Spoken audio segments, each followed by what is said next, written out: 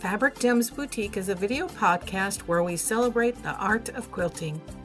Each episode will be packed with inspiring guests from every corner of the quilting world, sharing their best gems of knowledge, creativity, and passion. Whether you're a seasoned quilter or just getting started, there's something here for everyone to help you create your own gem. Discover the hidden gems of quilting. And now, get ready for Fabric Gems Boutique with your host, Kris O'Connor. Hi, everyone. I'm Kris O'Connor, your host at Fabric Gems Boutique podcast. I am so excited to be here today. We have a guest from Riley Blake. She is a representative for the company, and she's actually my representative to share with me all the fun new fabrics that are coming and showing me what I should or shouldn't maybe order. Not really, but I get to choose what I order. I am very, very excited to introduce you to Kellie Rushing, and we are going to have lots of fun today, talk about lots of cool stuff. Just so you know, she was previously a quilt store owner, so she has lots of great things to share. So with that being said, I am going to bring Kellie up here. Kellie, here we go. Tell us a little bit about yourself, and before we jump into the first question and your little journey. All right. Okay. So good to be here, Kris. Thanks for inviting me. So I have sewn my entire life. My grandmother lived with us as a child, and so she had us hand sewing, at a very, very young age, and then home ec. And so I got into the sewing industry. Probably I was about 22 years old. I started working at a custom drapery company and making draperies and swags and all the stuff from the 80s, that was so popular. And after that, I bought a store, probably, let's see, what year was that, like 1999, I guess, so a long time ago. I had a quilt store, and I sold sewing machines as well. And, I was just really new to the quilt industry, and I had a lot to learn back then, but I started going to market and learning and trying to teach classes. And so, fast forward, I had 2 children, and my husband was gone all the time. It was just really hard to have a store, to do all the things you need to do. Plus, just not really a good business person at that time. I didn't know what I didn't know. So anyway, I ended up, I really love teaching. And so I ended up being a teacher and salesperson with Bernina and also Oklahoma Embroidery Supply and Design, so OESD, for the last 20 years or so. So I've been in this industry a very, very long time, seen lots and lots of changes. I started with Riley Blake last year in July, and I always used to say my favorite day was when the fabric reps would come to the store, because you get to see all the new things and just so much fun. And so I just thought, I need something different at this time of my life. And so I got this job, and it's so much fun. I love it. I love going and meeting the store owners and seeing how everybody does their stores. And then people like you that have, online stores, I get to meet you and talk with you and see what you do, and hopefully help people make the right decisions. It's always hard to know what customers are going to want, but I think for the most part, everybody has their own style, store owners, and your customers kind of gravitate towards that. So, really most people are not making any wrong decisions as far as the fabric goes. So absolutely. I mean, it's I've learned for these past several years that it's a challenge trying to figure out what to buy, right? I've become a buyer. Yeah. And it's very, very difficult, because just because you love it doesn't mean everybody else is going to love it, right? Yeah, I think that's the hardest thing for store owners is they want to buy what they love, and you need to have a mix, a good variety. And sometimes you may just not love that primitive fabric or whatever it is, but yet you might have customers that really want that. So it is a challenge sometimes to order what you don't necessarily like. Absolutely. So, you've been obviously on both sides of the quilting industry. First as a quilt shop owner, and now as a rep for Riley Blake. What are the biggest changes you've seen in the industry, and how has your experience as a shop owner shaped how you work with quilt shops today? So when I first started, there weren't as many releases of fabric as there are now. Back then, Mhm. it was pretty much, releases for spring market and releases for the fall market, and a little bit in between. Now, when I started with this company, we have 5 releases a year, so Wow. I know it's a lot. So every 2 or so months, I have all new fabrics to show to my customers, and we are about.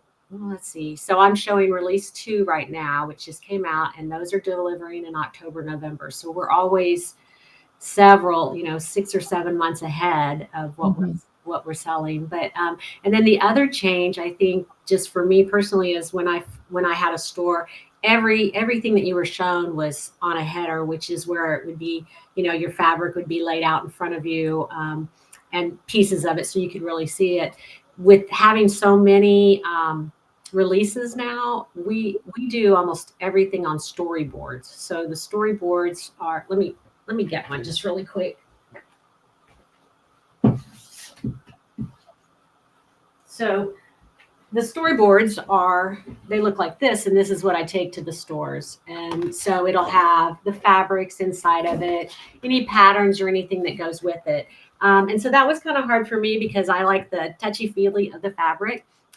With Riley Blake, we do have the batik headers that we take out with us, which is the fabric. So those are really different. And also, I think just when I started, online was not really even a thing. I mean, it was just barely getting started back in the early 2000s, right? So Yeah. now, we have online businesses and just all the things. So the brick and mortar online, just so many different ways to sell fabric and to market fabric that's a big difference from when I started. I didn't have Yeah. that competition, I guess. You had the competition around you, but not national type competition as well. Well, Um, being online can be very, very challenging because you've got so many people who are online. Like you do have brick and mortars, but you also have people who say like work out of their homes, like I do, have a room that has all this fun stuff in it. And people don't actually come to your home to shop unless they're friends or something along right. those lines. So, and what I have found is not everyone understands business.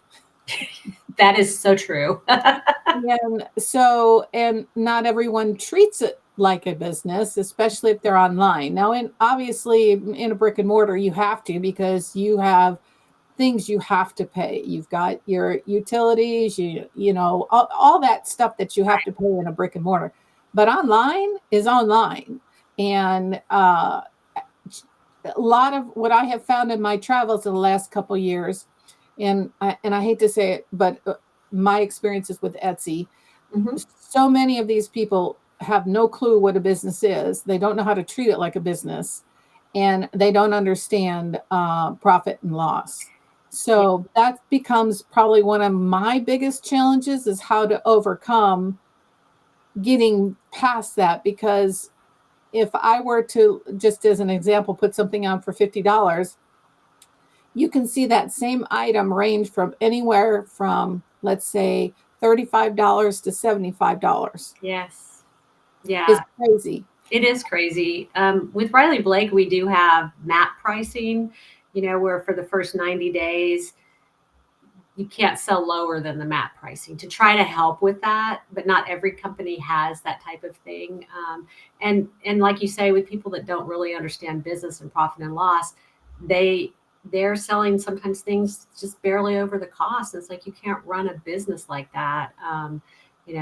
I always say if I had a quilt store now, I would have a really really great quilt store because I understand the business now at my age, and all the Yeah. experience that I've had. But you definitely have to make a profit. And unfortunately, a lot of store owners, they get into this because they love to sew, they love fabric, and it's not always treated as a business, right? And so Mhm. even with brick and mortar stores, you Yeah. have that, True.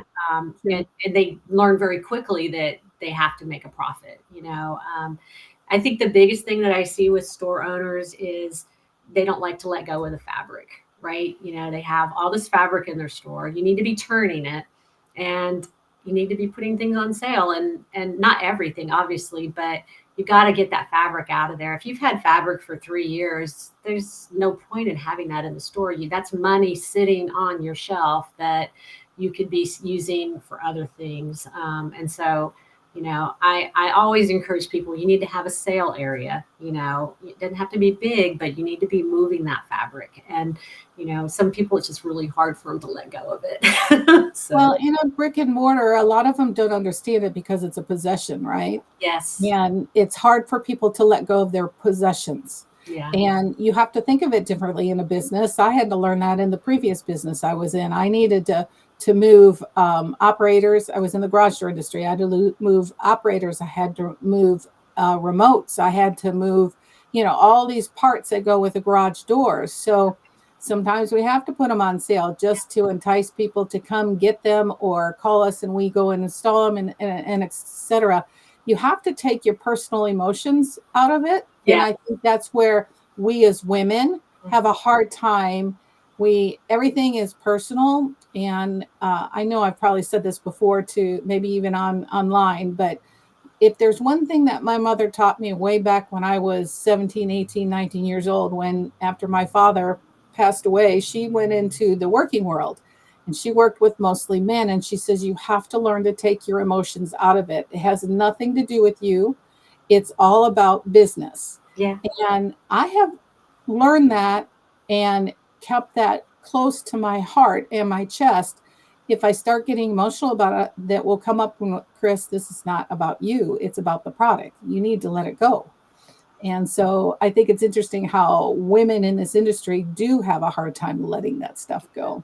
I agree with that. Women have a whole different outlook on business sometimes than men do. Or just on anything really. I mean, we're like the gatherers, right? So we're always in that gathering mode, and it's sometimes hard to let all that go. I mean, I had a subscription box business where we had for about 3 or 4 years where we sent out a kit every month of sewing, a sewing kit with everything you need to make it. And when I went to work full time for OASD, I had to give that up, and I still have shelves of that stuff, and I just need to let it go.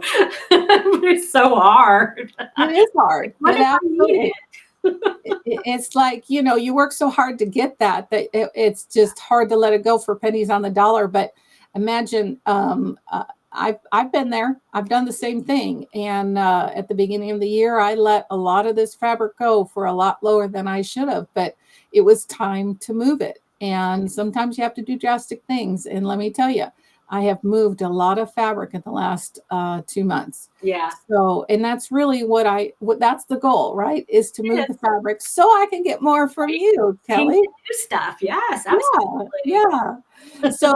So Riley Blake Designs is known for its fresh and its modern take on quilting fabrics, right? Yes.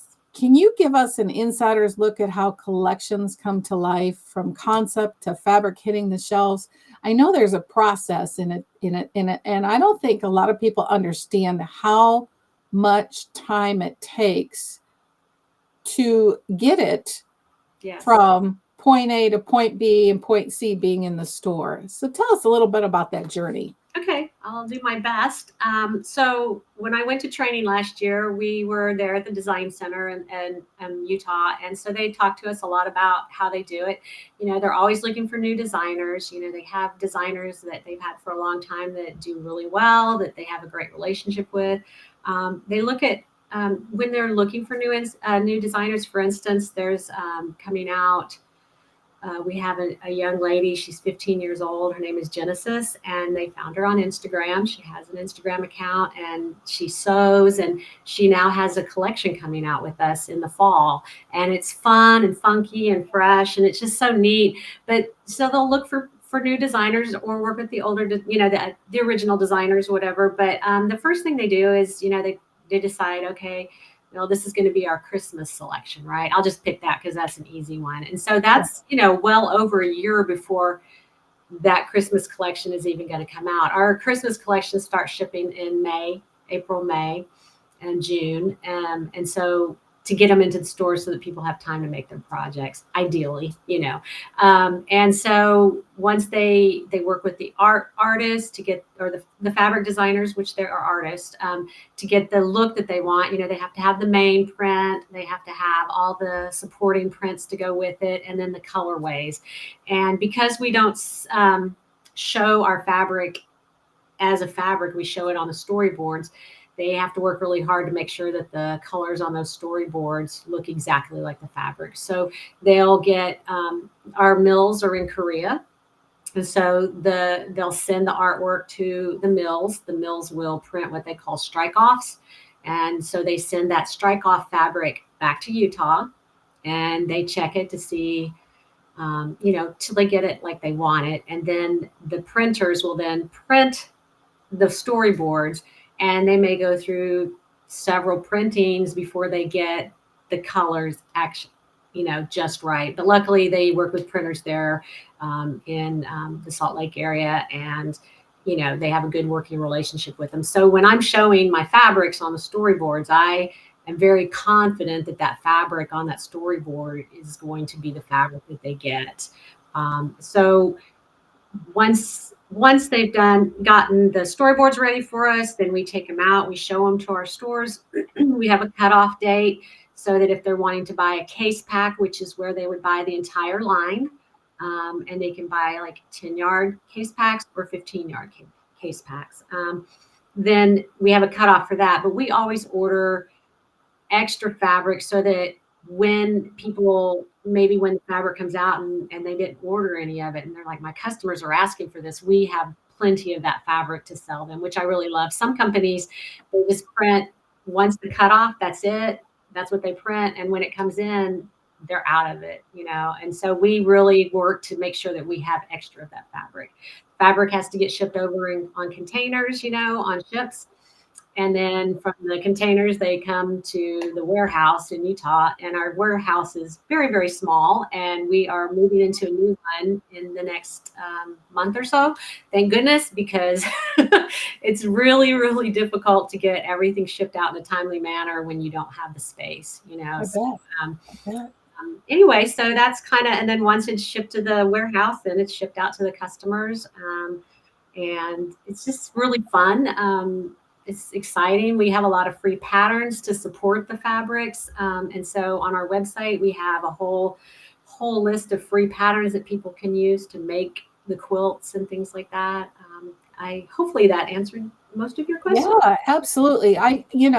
Shipping is a big deal, and getting them to them in a timely manner is a challenge. So when you have a small warehouse, I understand that. I've worked out of some pretty large warehouses, and Yeah. I've also worked out of back room warehouses, Yeah. and gotten a lot of product in for 7 different stores. And we were like, you would almost think we were like hoarders, because we just have a little pass that we could skate by until we checked it all, separated it, and then shipped it to the stores that it needed to go to locally. So Yeah. I understand those. It can be challenging. I'm excited you guys had get a new warehouse location. That's very, Yeah. very I have a exciting. funny story. So when I first started, like stuff that's on, they would call it overstock. So customers would order overstock, and sometimes it would take quite a while for them to get it. And I would call, and be like, well, what's going on? And they're like, well, it's up really high, and you just, can't get it down right now. And I'm like, what am I supposed to tell the customers? It's up on a tall shelf and we don't have a ladder big enough. I mean, you know, I didn't understand. Well, finally it was explained to me. And so, last year we went from, independent reps to all employee reps of Riley Blake. And our business has just expanded like exponentially. And so trying to get all the fabric in that we've had people order and get it out. Our warehouse is it's very tall, right? You got lots of those high rise, but not big enough. And so what they have to do is when they get a container in, they have to stage all of that pre-ordered fabric. So like whatever I sold to somebody back in July is now shipping, right? And so that fabric comes in, they stage it in the aisles on pallets so that it can be picked to send to the customers. Well, when they do that, they can't get the forklifts down those aisles to get up and get that overstock. down, and so they can only do that once or twice a week or so. And so that then I was like, okay, I get that. That's something I can explain to my customers, and that they would understand. And so yeah, same thing, like you said, you got this little trail, and everybody's just picking their orders and trying to get it out. And yeah, I know it's quite challenging. We actually increased. They have a second shift, work in the warehouse, but it's just hard, and it's hard for me because I want to make all my customers happy. And when they can't, our world has, I think another thing that's changed since I was a quilt shop owner is, this is an Amazon world, right? So everybody wants it next day. Oh, And instant gratification. I ordered today. I want it tomorrow, I'm the same way. I mean, I'm very spoiled too, but it's so frustrating because, my customers will call and they're like, can you have them ship it today? And I'm like, I wish, but we got like 900 orders ahead of you.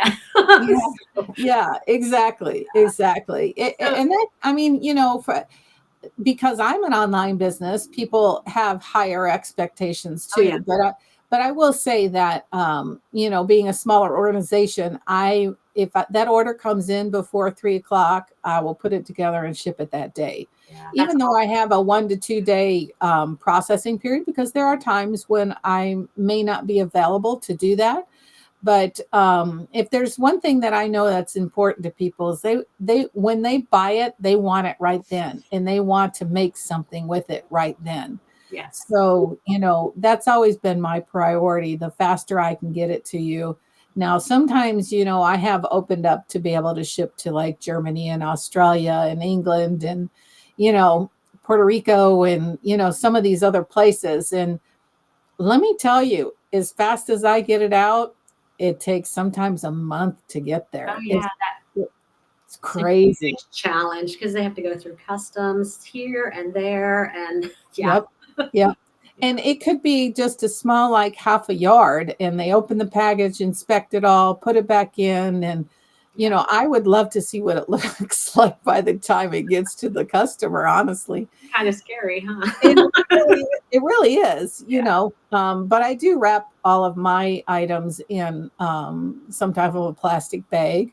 yeah, Even though I use plastic for, the covering, usually, depending on if it's smaller, I can use paper, but I yeah, just want to make sure that it arrives not stained, ripped, torn, whatever. yeah. So, anyways, that's very, very interesting to me to know that. Struggling to get product down and get things shipped, because I can only imagine 900 orders. How many reps do you have now? We have 28. Oh, 28. And the 900 orders, this was last Monday when I called, were just mhm. at once orders, which means people just made an order through us or through a website that they need now. That's not even accounting the pre-orders. So yeah, it's insane. And I think that day half of the warehouse called in sick or something. So last week was not a good week for me. I can imagine. I can imagine. Well, the challenge is one person gets sick and they just come to work and then they pass it to everybody, and then 10 people are out and then 20 people are out, and Yeah. it's a vicious cycle that goes on in that world. But it's interesting to know what people's processes are and how they work it. And it's nice to know that you have a second shift to come in to kind of keep working practically around the clock. Yeah. And then you've got machines and everything else. And so customers never see that part and they don't understand that part. And they're like, well, why can't you get it to me? Yeah, I know. I know. And honestly, my customers, I have a really good relationship with them, and everybody's very patient and kind. I feel bad because I want to do that for them, Right. right Right. away. Yeah. Yeah. Yeah. Absolutely. So, what are some of the biggest trends in fabric and quilting that you've seen right now? So this is, I think, an interesting one for me. Bows are really hot right now, kind of Really? in fashion and all home deck. Bows are very big, and so we have quite a few lines that have bows here and there and patterns with bows. I'm sure it's just a trend, that's going to go away soon, but definitely bows are big. The other one is um, color blocking, minimalism, quilts, the modern quilters, that is a hot trend right now. So lots of solid fabrics Mhm. are very, very popular. We just increased our we our solids are called confetti cottons, and we just Mhm. expanded that line to 300 colors. So Oh, I know it's huge now. So that's been really fun to see all the beautiful colors of the confetti cottons that we have, and then also our hand dyes, which are our batiks. They're not, they're solid, but they're not. You know, they have some texture to them, and so mhm. those we have increased to 252 colors as of this month as well. So the solids and the tonals are really hot right now. Wow, Yeah. wow. I just got some of the I got some fat quarters in, and I was thinking, boy, I should have probably ordered some bolts of these, but it's the Let It Rain. Oh, that's Um, so cute. Yeah. oh my God, it's such a pretty line. Sometimes even though you look at these on storyboards and you get them in, you're like, oh, that's even prettier than I thought it was going to be. Yep. There's a So one I have sitting here. It's when I was showing it on the storyboard, I just wasn't crazy about it. But when I got it and started playing with it, I'm like, oh, the colors are so beautiful. I don't know if you can see those or not. yeah, absolutely, Yeah, the absolutely. yellow and it's just really gorgeous. But yeah, that's kind of how it is. You see it on paper and you're like, oh yeah, that's nice. But then when you see the fabric, you're like, oh my gosh, that's gorgeous. So Yeah, really, really is. Um, let's see. So how about this? How about some advice for some quilt shop owners? We kind of talked a little bit in and out about that. yes. Having run your own quilt store, what do you think are the key ingredients to a successful shop in today's market? And what are some common mistakes shop owners make, and how can they stand out? Okay. Whew, that's a lot. It is, and I Ah, could answer a lot of that, but I'm curious to see yeah. what you can answer because go ahead. So brick and mortar stores, for instance, Mhm, what I have found since I started doing this and going in and out of all the different stores is the ones that are really successful have lots of classes. They also have lots of just sit and sews where people just come and sew and be together and have that community. So having those ways to bring people into your store, I think is mhm. really important. If you're not utilizing your classroom or you don't have a classroom, I highly suggest making one because it makes a big difference. Social media, I think, is huge also.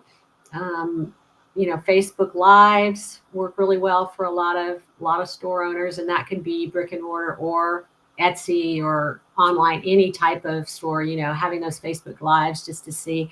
Like I have one store in Texas that she's pretty small. She's started as mainly a machine quilter, so she's got two big quilting machines and then added fabric, and she does a Facebook live every. I think it's every Friday morning, and she shows what she has new, talks about what's going on, might show some of the quilts that she's quilted, and she gets a lot of orders just from that Facebook live. And so I think that is, and even if people aren't watching it right then, they're going to see it later in the day. A lot. I mean, like when I was there one day, she started it, and for the first 10 minutes, there was nobody on it. But then, she had a few more come on. And then when I look at her Facebook page later, she may have had, 70, 80, 100 views of it, which, that's touching your customer. You always want to be touching that customer. The other thing is, I think, in marketing your store on, when you walk into a store, you want to make sure that that store is inviting and bright, colorful. If you have old lighting, that yellow lighting, you might want to change out your lighting to LED. It makes a huge difference in the way that the fabric looks.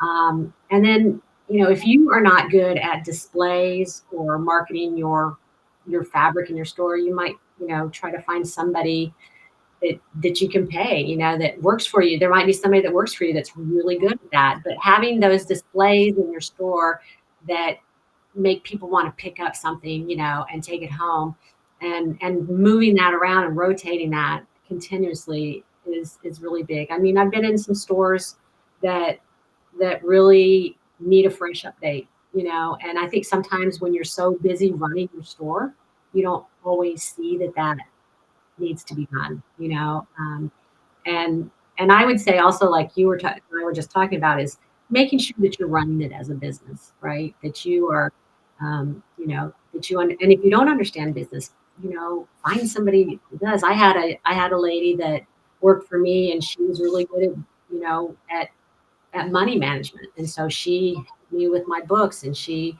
helped me figure out how much money I had to buy fabric. You have something called open to buy. You need to make sure that you know how much money you have to buy this fabric that's coming in 6 months, right? And so Yeah. that's always hard for people. And the stores that are the most successful that I see there, as we're ordering, they're writing down what they order. A lot of them are picking projects, and then this might be something, I don't know, if you do this much. Do you bundle up projects like fabric with a pattern, and that it's No, I haven't, and I have been encouraged to do it for a long time, and I just haven't stepped into that. And really, what it is, it's the fear of me putting the fabrics together, thinking nobody's going to want the fabrics. yeah, But I know I shouldn't think that way. you shouldn't, because what happens is, if you have kids have really just exploded in the last few years. People love to grab and go, Mhm, and I have found, as a quilt store owner, and just being in this industry a long time, a lot of people are very uncomfortable with their own choices. mhm. And so if they can see what I pick, like maybe I have a kit here on the wall, and they're like, oh my gosh, I love that. And if you're out of that kit, they still want exactly what was in that kit. A lot of Right. people don't have the bandwidth sometimes to pick To choose, another fabric. yeah, to choose the fabrics because Mhm, Um, I learned really how to choose fabrics through Fabric Cafe. mhm. Fran and Donna, Yeah, for me, it was like a life changer. You got your focus fabric, you got a light and a dark. yeah. I mean, once I learned that, I Mhm. was like, oh, this isn't that hard, but we make it that hard. I think a lot of people do make it hard, and that's something I've always loved to do. Like, I'll just be in a store, and a customer will be looking at stuff, and I'll be like, "Oh, that's so cute with that." And when I'm showing fabric, I do try to make sure that I keep most of my opinion to myself. But if somebody is struggling, I'll say, "Well, that might, you don't have a light, or you don't have any of this yellow, or what." I'll try to help them. And I always say, if you can't buy the whole collection, because so many people can't, because No, some of these right. collections are anywhere from 25 to 50 bolts of fabric. That's a huge investment for a store, right? So Yeah. I'll say, pick anywhere from 5 to 7 fabrics out of this line, and then you can put your basics with it. It's Mhm, enough to be able to make a quilt if you have 5 to 7 pieces mhm, in this line. And so, just being strategic with your buying is really important. Not overbuying. And I know a lot of stores that are new, like when they first start out, they usually end up overbuying, and about the second year, they're all freaking out, like, how am I going to pay for all this? And so my job as a fabric rep is to help them through that, mhm, by mhm. not, I know salespeople that will sell you everything that we have, and not Right. not feel bad about it, right? But to me, I look at it as if it was my money. I try, I mean, I'm not gonna say no, don't buy anything, but I'm gonna, if I know that they're struggling, I'm not gonna suggest that they buy, 20 bolts of this one line. I'm gonna say, hey, you might want to spread it around, or you might just want to buy basics, buy blenders and things like that, that go farther, right? Because Yeah. um, Yeah. fads come and go with fabrics. Yep, they do. It's it's it's just, I really try to make sure that I'm there to help you more than to hinder you, because, as I keep telling my customers, I want you to stay in business. I want this to be a long-term relationship. And and it's the same with your customers. You got to let your customers know, I really appreciate you. I appreciate you shopping with me, because I wouldn't be in business if it wasn't for you. And so, stores that have that customer appreciation, with and have that relationship with their customers, they're also the most successful, I think. Because this, Yeah. this whole business is all about just relationships. It's a business for sure, but it's definitely a different type of business than what most things out there. Our women are coming, and men are coming in for that sense of community, you know, Mhm. to have somebody care about them. You know, some of our customers, our age demographic is definitely older in the Mhm. sewing industry, and Mhm. I know for a fact when I was a store owner, and I was young back then, and all of my customers were older than me, all my employees were older than me, but I connected with them, and I would remember back then. I could remember, like, you know, all their kids or grandkids, what sewing feet they had, you know, and so I could. They would just come in sometimes just to talk, you know, and you have to be able to do that with them, to make them feel like this is their place. Well, they just want to be seen and heard, just like the Yeah, rest of the world, right? You just want to be seen and heard. And going into this, if there's one thing I've learned in business, and let me tell you, I learned from the school of hard knocks, because when I started in that other industry at zero with my ex, I knew nothing about business, honestly, nothing. And so I learned everything as you go. And I made some doozy mistakes along the way, but was able to recuperate. So basically, I went from zero to 1.6 million. Now, wow. that was a challenge in a lot of respects, because there were months where it was difficult, and learning how to juggle everything probably was the biggest thing that I learned.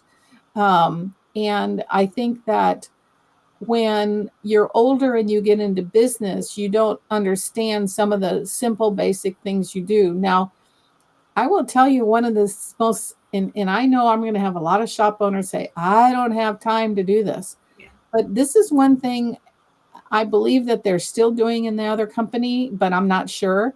But I hand wrote a thank you note to every customer that came in or that we did work for. And I know that a lot of people will balk at that, but yeah. I'm old school. And I can't tell you how many people became loyal to us Mhm. for that simple little tip of saying thank you. We appreciate your business. We look forward to helping you again soon.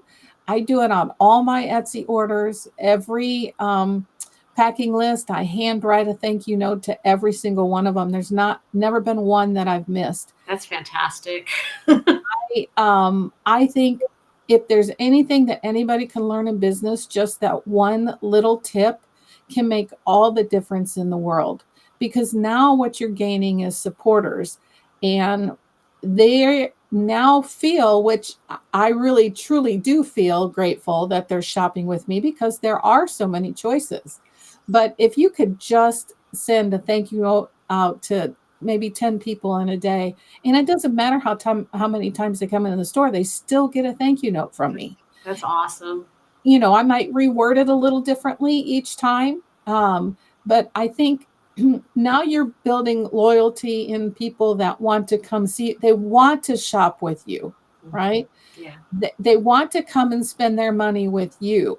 And so for me, what I've learned is that in business, all business runs the same. The only thing that's different, and I learned this the hard way, the only thing that's different is the product. yeah, The only thing that is different is the product. yeah. I And agree with you. women really like to be, what's the word I'm looking for? Appreciated, because I don't think that women in general feel appreciated enough. I agree. I agree. When I had my store, we that anybody that worked, that was their job, is was to write thank you notes.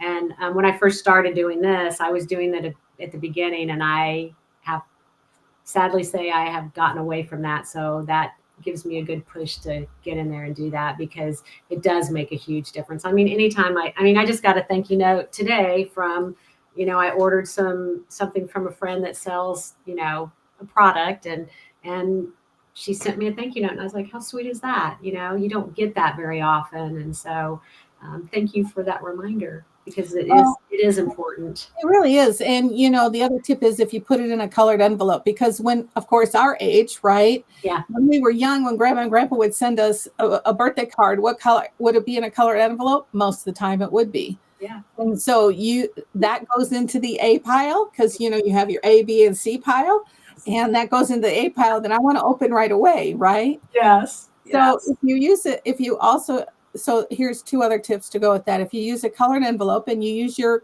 company colors, right? Pick one or all three, whichever you have, Yeah. and then put your stamp on crooked. Oh. That's hilarious. That would drive me in. I don't know if I could do that. It doesn't have to be really crooked, Yeah. but do you see why I say put it on crooked? Yeah, because I would notice that. You number one, you would notice it. Number two, you know that it was a real person. It wasn't Oh, I didn't it think. didn't go through a stamp machine or whatever those print machine things, right? Yeah. So So when you put a stamp on and you just put it a little crooked, it doesn't have to be super crooked. I learned this in marketing many, many years ago. People are more likely to open that immediately and take a look at it with those three handwritten, colored envelope, and stamp crooked. I love that. Occasionally I put them on upside down. Does that count? It does. It absolutely does. It absolutely because look, we have so much noise in front of us, right? And people are so busy that they're literally probably doing this, with the mail, just Oh yeah. pitching it, right? Yes. Which pile does it go in, or is it deep six it, right? Do you automatically throw it into the trash can Yeah. without even looking at it? So yeah, absolutely. When you see something that's not normal, right? Mm-hmm. Your brain stops and says, "Oh, I got to look at that again." Yeah. So, yes, absolutely it helps. That is a great tip. Well, I love to share with people. I've learned a lot over the years. I've learned what works, what doesn't work, for businesses. And yes, I have my quilt shop, and yes, I have my the video podcast here that I'm trying to share with people. But I also have a lot of business consulting going on behind the scenes with other small businesses. So if anybody needs help, I'm here to help you. I love to help people grow their businesses. So, that being said, so you have do you still find time to quilt? Okay, so this is really funny. So, I've sewn my whole life, and I started out garment sewing, and so I've made several wedding dresses, and Wow. and I love that's the kind of thing I love to do. But I also was really big into making bags for a long time, so I Mhm. made lots of bags. Well, when I went to work for Bernina and OESD, my job was mainly machine embroidery, so that's what I've been doing mostly for the last many many years, and I would sew occasionally. And I'd gotten to the point where, I mean, I had a lot of personal things going on in my life and family, and I just gotten really tired, and it's like, I just don't think I even want, I'd lost my mojo, I think. And I was knitting all the time. So I told my husband, I think I'm just going to sell all my sewing stuff. And this was last year about May. And he goes, don't make any hasty decisions. And so I was like, okay, well then I started this job in end of June, 1st of July, and I have sewn so much since then. I have renewed energy. Like I got Yay. two new machines. So, and most of it is, piecing and quilting because that's what, I'm trying to make samples for my to take to my stores to show people, give them ideas, and just because I Yeah. love it. So I am. My husband will come in sometimes at 10. He doesn't do it now, but for the first couple of months, he'd come in my sewing room about 10 o'clock and say, you still working? I'm like, oh, I'm not working. I'm sewing. Yes, I am sewing a lot. I have finished a couple of quilts, a bunch of wall hangings. I've made a couple of garments, and I did a patchwork duffel by Knot and Thread last year. That's super super cute, and I did it with Moda fabrics, and so now I'm like, I got to make this again with Riley Blake fabrics so I can take it with me. So, Yes, yes, but that yes. was probably one of my most fun projects recently to do. That bag was really fun. It's just, um, it's just a patchwork. It's just, and I used a fat quarter bundle and just cut it up into strips. And I think the pattern calls for you to cut out all these little like 2.5 inch squares, but I just strip pieced it and then cut those apart, and just I like to find the easy way to do it. I spent Yep. my life being a perfectionist, and now, it's like life is too short to be a perfectionist. I want to do it quick and easy and hopefully no mistakes. But if there are, it's okay. When I was teaching, I would tell people, okay, here's our mental health moment. You don't have to be perfect, and for sure don't point out your mistakes, because I know we all do. Yeah. I do that, because the people you're giving, most of the things that we're doing, we're giving away. Like, Yes. I always say my machine's my gift giving machine, because I give it all away, and the people we're giving it to, they just see the overall project and the love that you put into it. They don't see oh, this point doesn't match there, this point is cut Yes. off. They don't see that unless you No. point it out. So be kind to yourself and just enjoy the journey.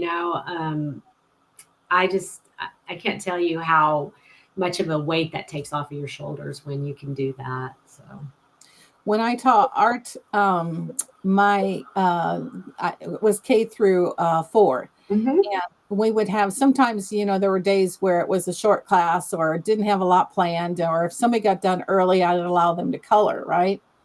And some of these kids would get so stressed out for coloring outside the line hmm and like panic stricken. And I'd always say to them, "Why are you so upset that you colored outside the line?" "Oh, my mom's going to be so mad. My dad's going to be so mad." And I would used to tell them, I say, "It's nobody's perfect. You can't be perfect. yeah, Just let it go and blend it in with something else." mhm. And unless you point that out to them, they're never going to notice. Right. That's right. They're, they're never going to notice. Yeah. And what you said is absolutely true. If there's one thing I would like to change about women in general, hmm is pointing out all the mistakes that they make. Yeah. And we do it to ourselves Mhm. all the time. I do. I still do it, even though I tell people don't do it. I try not to, but sometimes it's just, I don't know it's like we don't want other people to think that we're perfect. I don't know what it is. I don't know, but because we're not perfect, none of us, but living with my grandmother, she was very much a perfectionist, and that's how she raised me, and so Mhm. everything I made had to be perfect on the inside, perfect on the outside. And while that's great if you're entering a show or, you're selling something to somebody, but for our general everyday lives, oh my gosh, we need to let go.